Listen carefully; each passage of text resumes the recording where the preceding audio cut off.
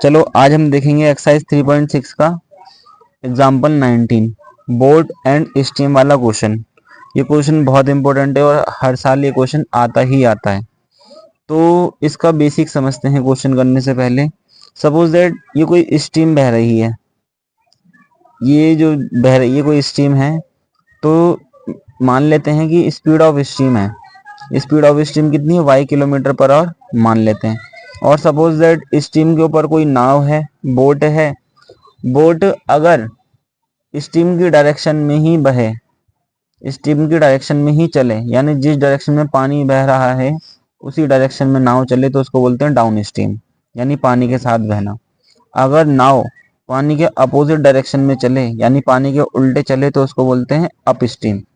तो मान लेंगे कि स्पीड ऑफ बोट क्या है? x किलोमीटर पर आवर और स्पीड ऑफ स्टीम क्या है? y kilometre per hour. तो अप स्ट्रीम स्पीड कितनी हो जाएगी? Up stream speed of boat, जो upstream speed of boat होगी वो कितनी हो जाएगी? x minus Y kilometre per hour. Upstream का मतलब कि नाव कहाँ जा रही है? ऊपर की ओर। अगर नाव ऊपर की ओर जा रही है तो इसका मतलब नाव की स्पीड क्या होगी? बोट की स्पीड क्या होगी? ज्यादा होगी। तो हमेशा ज्यादा वाले में से कम वाले को घटाते हैं। तो स्पीड ऑफ बोट क्या होगी? ज्यादा होगी। और स्पीड ऑफ स्टीम क्या होगी? कम, जब बोट ऊपर की ओर चल रही है, यानी अप स्टीम में चल रही है। और down stream speed of boat, down stream speed of boat कितनी जाएगी इस कंडीशन में? Down stream speed of boat हो जाएगी हमारी x प्लस वाई किलोमीटर पर और।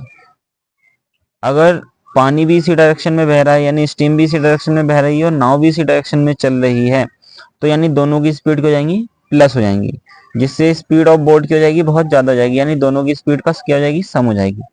तो ये हो गई up stream x minus Y kilometre per hour और डाउन स्ट्रीम क्या हो जाएगी? x plus Y kilometre per hour. ठीक है, तो हम आगे देखते हैं। मान लेंगे कि upstream speed of boat कितनी है? x minus Y kilometre per hour और down stream speed of boat कितनी आएगी? x plus Y kilometre per hour. और क्वेश्चन हमसे कह रहा है, अगर क्वेश्चन के अकॉर्डिंग चलने की boat goes 30 kilometre up stream और 44 किलोमीटर डाउन स्ट्रीम, तो हमें टाइम का फॉर्मूला पता है कि time is equal to distance upon speed होता है। तो हम क्या मान लेंगे? Let t1 time taken by boat when it goes up stream. जब बोट अप स्ट्रीम में जाती है तो मान लेंगे कि ये टाइम कितना ले रही है? t1। और जब डाउन स्ट्रीम में जाएगी तो टाइम मान लेंगे t2। ठीक है, तो जब t1 टाइम लगेगा तो up stream distance upon speed. Up stream distance कितनी? 30 किलोमीटर और स्पीड कितनी हो जाएगी अप स्ट्रीम में? x minus Y kilometre per hour. और t2 क्या है? डाउन स्ट्रीम स्पीड है, डाउन स्ट्रीम टाइम है, तो down stream distance upon speed ये बन जाएगा टाइम का फॉर्मूला, क्योंकि हमने टाइम का फॉर्मूला देखा कि डिस्टेंस अपॉन टाइम होता है। तो डिस्टेंस कितनी है डाउन स्ट्रीम में? 44 किलोमीटर और स्पीड कितनी होगी डाउन स्ट्रीम में? x plus Y. तो अगर अगर क्वेश्चन के अकॉर्डिंग चलें तो क्वेश्चन हमसे कह रहा है कि दोनों कंडीशन में टाइम कितना लग रहा है? 10 घंटे लग रहे हैं। तो यानी t1 प्लस t2 कितना है? 10 आवर्स। यानी 30 upon X minus Y plus t2 कितना है? 44 upon X plus Y is equal to 10 hours. तो इसको इक्वेशन मान लेंगे 1। अब आगे चलें तो हम आगे देखते हैं दूसरी कंडीशन। दूसरी कंडीशन में हमसे कह रहा है कि अप स्ट्रीम डिस्टेंस कितनी कवर की है बोट ने? 40 किलोमीटर और डाउन स्ट्रीम डिस्टेंस कितनी कवर की है? 55 किलोमीटर। तो हम मान लेंगे कि t1 टाइम लेती है बोट जब ये अप स्ट्रीम में जाती है और अप स्ट्रीम में डिस्टेंस कितनी कवर की है? 40 किलोमीटर और टाइम स्पीड कितनी जाएगा? डिस्टेंस हमें पता है कि टाइम का फॉर्मूला कितना है? Distance upon speed. तो डिस्टेंस कितनी कवर की? 40 किलोमीटर और स्पीड कितनी हो जाएगी? x minus Y. कब? जब वो अप स्ट्रीम में जाएगी। और जब डाउन स्ट्रीम में जाएगी तो इसका टाइम कितना हो जाएगा? Time is equal to distance upon speed. Distance कितनी है डाउन स्ट्रीम में? 55 और स्पीड कितनी जाएगी डाउन स्ट्रीम में? x plus Y. क्वेश्चन के अकॉर्डिंग चल रहे हैं कि दोनों कंडीशन में कितने आवर्स लग रहे हैं? 13 आवर्स, 13 घंटे लग रहे हैं। तो 14 upon X minus Y t1 हो जाएगा प्लस t2 कितना है? 55 अपॉन एक्स प्लस वाई। दोनों कंडीशन में 13 आवर्स लग रहे हैं। ठीक है, अब हम मान लेंगे कि 1 अपॉन एक्स माइनस वाई को a मान लेते हैं और 1 अपॉन एक्स प्लस वाई को b मान लेते हैं। तो अगर इक्वेशन 1 के अकॉर्डिंग चलें तो इक्वेशन 1 क्या बनेगी हमारी? 30a plus 44b is equal to 10। इसको इक्वेशन 3 मान लेंगे। और इक्वेशन 2 के अकॉर्डिंग चलें जो ये है, तो 1 अपॉन एक्स माइनस वाई को क्या माना था? a, तो ये हो जाएगा 40a plus 55b is equal to 13। तो इक्वेशन 3 है हमारे पास 30a plus 44b is equal to 10 और इक्वेशन 4 है 40a plus 55b is equal to 13। अब हम क्या करेंगे, इन दोनों को बराबर कर लेंगे। तो बराबर करने के लिए इक्वेशन इस वाली इक्वेशन की मल्टीप्लाई 3 से करानी पड़ेगी, 3 से मल्टीप्लाई करा दी, और फर्स्ट इस वाली इक्वेशन की 4 से मल्टीप्लाई करानी पड़ेगी ताकि ये दोनों आपस में इक्वल हो जाएं।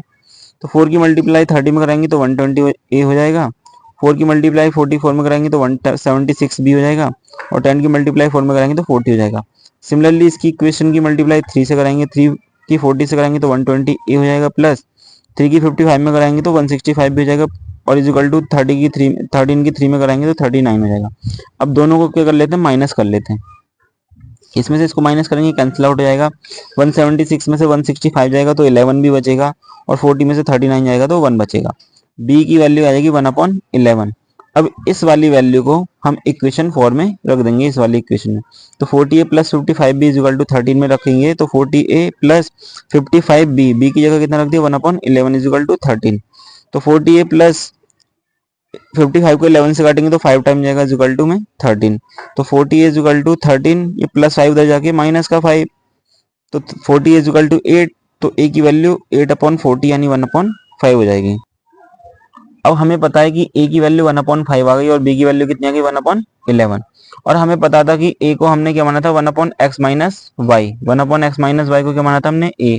तो a की वैल्यू कितनी आ रही है 1/5, तो हमने इसको इसके इक्वल रख दिया। तो 1/x minus Y equal to 1/5। अब इन दोनों का कंपेरिजन करेंगे तो x माइनस वाई की वैल्यू कितनी आ जाएगी 5, और सिमिलरली 1/x प्लस वाई को हमने क्या माना था b माना था, और b की वैल्यू कितनी 1/11। इधर का कंपेरिजन करेंगे तो x plus Y is equal to 11 आ जाएगा।